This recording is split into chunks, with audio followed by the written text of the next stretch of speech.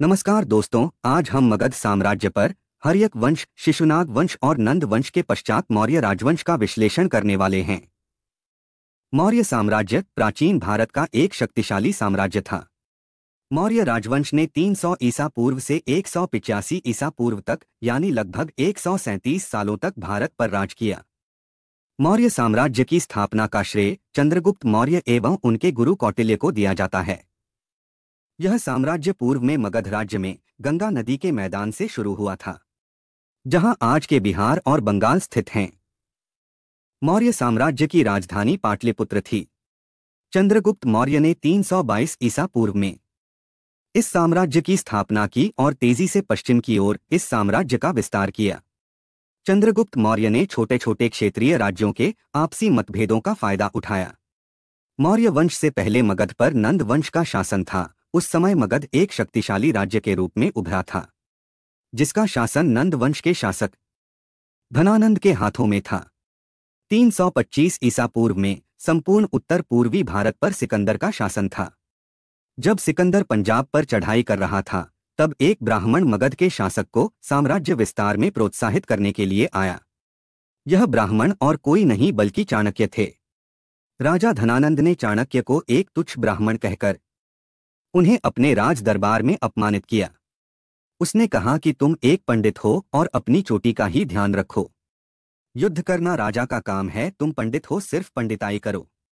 अपने इस अपमान का चाणक्य के हृदय पर बहुत गहरा प्रभाव पड़ा। उसी राज दरबार में उन्होंने प्रतिज्ञा की कि वह धनानंद को सबक सिखाकर रहेंगे। लेकिन इस कार्य के लिए उन्हें एक सच्चे, साहसी और निडर योद्धा की तलाश थी। चाणक्य को ये सभी गुण चंद्रगुप्त मौर्य में दिखाई दिए। इसलिए चाणक्य ने चंद्रगुप्त मौर्य को अपना शिष्य बनाया और उन्हें युद्ध विद्या तथा वेदों की भी शिक्षा दी और उन्हें एक सर्वश्रेष्ठ योद्धा बनाया। चाणक्य को कौटिल्य के नाम से जाना जाता है। उनका वास्तविक नाम विष्णुगुप्त था। चाणक्य ने अपनी बुद्धिमत्ता से पूरे राज्य में गुप्तचरों का जाल बिछाया। उस समय यह एक अभूतपूर्व कदम था। गुप्तचरों के कारण उन्हें राज्य में चल रहे हालातों के बारे में सभी प्रकार की जानकारी बड़ी ही आसानी से मिल जाती थी। आचार्य चाणक्य ने यूनानी आक्रमणकारियों को मार भगाने के लिए चंद्रगुप्त मौर्य को तैयार किया। इस कार्य में चंद्रगुप्त मौर्य को गुप्तचरों के माध्यम से बहुत सहायता मिली। मगध के आक्रमण में चाणक्य ने मगध में कई गृह युद्ध को उकसाया। उसके गुप्तचरों ने नंद के अधिकारियों को रिश्वत देकर उन्हें अपने पक्ष में कर लिया। इसके बाद नंद ने अपना पद छोड़ दिया और चंद्रगुप्त मौर्य को विजय प्राप्त हुई। नंद को निर्वासित जीवन जीना पड़ा। इसके अतिरिक्त धनानंद के बारे में और कोई जानकारी नहीं है। चंद्रगुप्त मौर्य मौर्य साम्राज्य का पहला शासक था। चंद्रगुप्त मौर्य ने ही मौर्य वंश की स्थापना की। कुछ विद्वानों के अनुसार चंद्रगुप्त मौर्य की माता का नाम मुरा था। मुरा शब्द का संशोधित शब्द मौर्य है और मुरा से ही मौर्य शब्द बना है। इतिहास में यह पहली बार हुआ जिसमें माता के नाम से पुत्र का वंश चला हो। आचार्य चाणक्य ने चंद्रगुप्त मौर्य को सर्वश्रेष्ठ योद्धा के रूप में स्थापित किया। उन्होंने चंद्रगुप्त को सभी प्रकार की युद्ध विद्या में निपुण बनाया। चंद्रगुप्त मौर्य एक शक्तिशाली योद्धा और प्रबल शासक था। चंद्रगुप्त मौर्य ने एक सबल और सर्वश्रेष्ठ राष्ट्र की नींव डाली, जो आज तक एक आदर्श है। आगे चलकर चंद्रगुप्त मौर्य ने जनता का विश्वास भी जीता और इसके साथ ही उसे सत्ता का अधिकार भी मिल गया। उस समय मगध भारत का सबसे शक्तिशाली राज्य था। मगध पर नियंत्रण के बाद चंद्रगुप्त ने पश्चिमी तथा दक्षिणी भारत पर विजय अभियान आरंभ किया।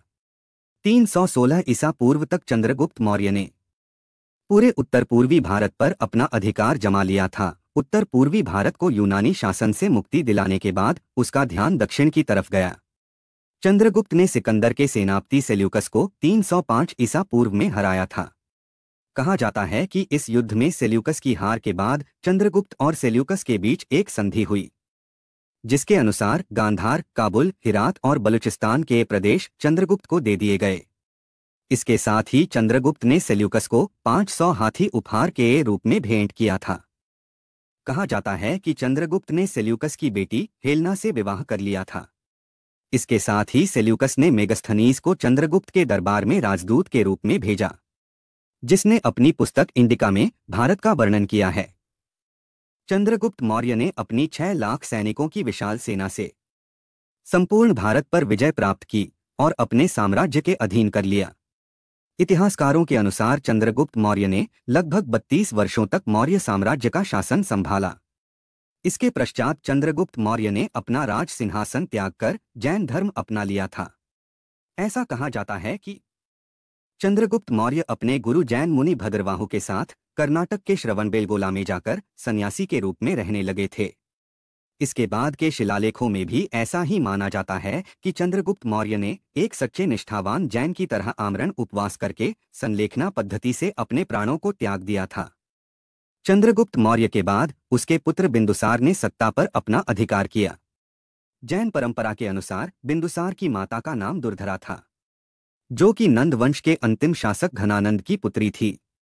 जन्म से ही माथे पर बिंदु का निशान अंकित होने के कारण इसका नाम बिंदुसार रखा गया।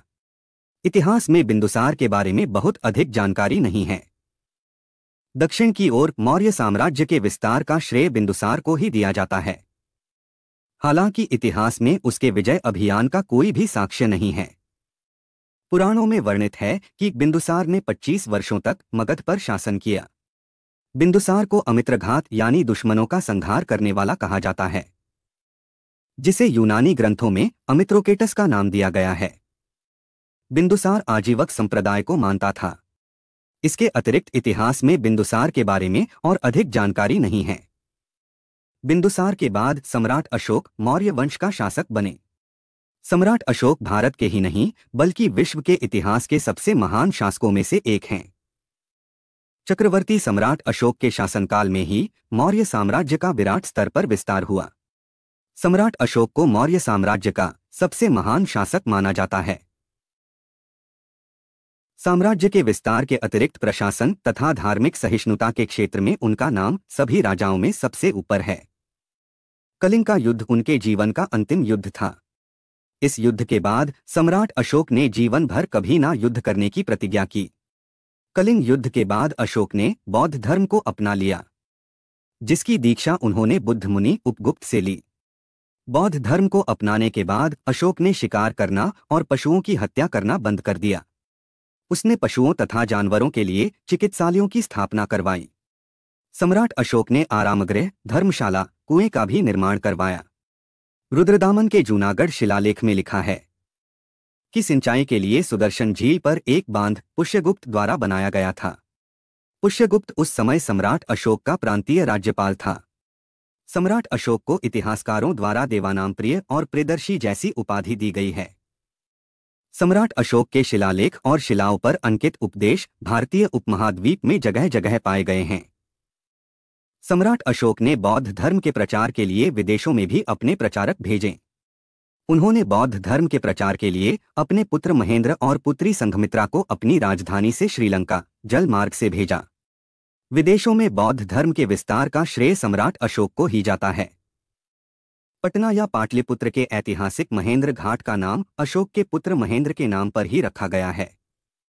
युद्ध से मन ऊब जाने के बाद भी सम्राट अशोक ने एक बड़ी सेना को बनाए रखा था, ताकि अपने साम्राज्य को विदेशी आक्रमण से बचाया जा सके।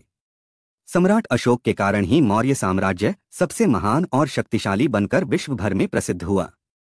सम्राट अशोक के बाद दशरथ मौर्य, संप्रति, शालिसुक, देववर्मन, शतधन्वन मौर्य तथा बृहद्रथ नामक राजाओं ने क्रम से शासन किया, परंतु ये सभी मौर्य वंश के पूर्ववर्ती शासकों की तुलना में अयोग्य साबित हुए और अपने पुरखों द्वारा स्थापित विशाल साम्राज्य को सहेजने में नाकाम रहे। मौर्य राजवंश के अंतिम शासक बृहद्रथ को 185 ईसा पूर्व में पुष्यमित्र शुंग ने मारकर मगध साम्राज्य पर शुंग वंश की स्थापना की। इसके साथ ही मौर्य वंश का अस्तित्व मगध साम्राज्य से हमेशा के लिए समाप्त हो गया। दोस्तों, अगर हमारा यह प्रयास आपको पसंद आए तो कमेंट करके जरूर बताएं तथा वीडियो को लाइक करें, शेयर करें और चैनल को सब्सक्राइब करें। धन्यवाद।